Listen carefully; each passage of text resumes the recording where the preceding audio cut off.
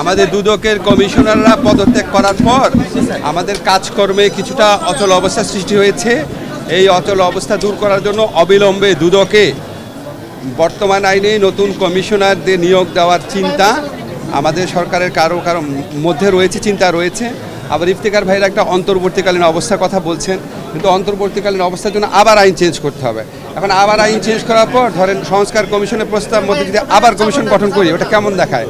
ধরেন অন্তর্বর্তীকালীন ব্যবস্থা হিসাবে 3 মাস 6 মাসের জন্য নতুন কমিশনার নিয়োগ দিলাম, কারণ ওনাদের প্রস্তাবিত আইন অনুযায়ী আবার ওনাদেরকে বাদ দিয়ে আবার নিয়ে দিলাম। এটা তো আসলে এত সহজ সরল না। ওনারা অনেক মহৎ উদ্দেশ্য নিয়ে জিনিসটা বলেছেন, কিন্তু কোনটা দুর্নীতি বিরোধী লড়াই পরিচালনার জন্য, দুর্নীতি বিরোধী কার্যক্রম পরিচালনার জন্য কোনটা সর্বোত্তম পন্থা, সেটা বিচার বিবেচনা করে আমরা সিদ্ধান্ত নিই।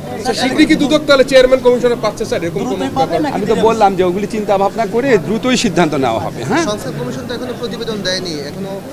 সংস্কার কমিশন প্রতিবেদন না দিলে আপনাদের একটা জিনিস জানিয়ে দেই, যেমন ধরেন আমি বলি বিচার বিভাগীয় সংস্কার কমিশন যে আছে তারা তো এখনও প্রতিবেদন দেয় নাই, কিন্তু আমি যখন তাদের সাথে দেখা করে বললাম দেখেন উচ্চ আদালতে বিচারক নিয়োগের জন্য আমরা তো একটা আইন হোক, আপনারা কি আমাদের আইনটা একটু করে দিতে পারেন কিনা, তখন ওনারা ওই কমিশনের রিপোর্ট ছাড়াই আমাদেরকে আইনটা করে দিয়েছে। ওনারাই করে দিয়েছে। আবার আমাদের মাননীয় চিফ জাস্টিস উনিও একটা আইন করে দিয়েছে। যে দুইটা অবলম্বনে আমরা একটা আইন করছি। যে সমস্ত জিনিস ধরেন এখনই আমরা বিভিন্ন কমিশনের হেল্প নিয়ে যে সমস্ত কাজ আমরা এখনই করে ফেলতে পারি, সেগুলি আমরা করে ফেলবো। আমরা ওয়েট করবো না, আমাদের তো খুব বেশি সময় নাই। অচল হয়ে গেছে স্যার দুদকের ব্যাপারটা। ভাই আমি আপনাকে বলি, দুদকের ব্যাপারটা আমি দেখছি না। হ্যাঁ, এখন আমাদের সরকারের তো গোপনীয়তার নীতি আছে। যেই উপদেষ্টা দিচ্ছে ওনার নাম তো আমি বলতে অ্যালাউড না এখানে। আমি দেখছি না, বা যারা দেখছে বা যিনি দেখছেন ওনারা এই ব্যাপারে মানে খুব কনসিয়াস আছে। দুদককে অচল রাখা যাবে না। এত বড় বড় দুর্নীতি হয়েছে, দুদককে অবশ্যই সচল করতে হবে।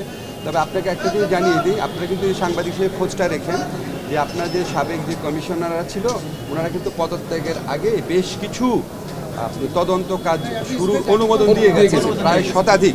এর মধ্যে 200-র মতো। হ্যাঁ, অনেক বড় বড় মন্ত্রীর বিরুদ্ধেও ওনারা তদন্তের অনুমোদন দিয়ে গেছেন। আপনাদের সাংবাদিকদের কাছে আমার অনুরোধ যে এই যে তদন্তের অনুমোদন দিয়ে গেছেন, এই অনুমোদন পাওয়ার পর দুদক কি কাজ করছে, কারণ আমাদের দেশের সম্পদ হাজার হাজার লক্ষ কোটি টাকার সম্পদ লুট হয়েছে, এটার বিরুদ্ধে দুদক কি তদন্ত করেছে, যে সমস্ত ক্ষেত্রে অনুমোদন পাওয়া গেছে।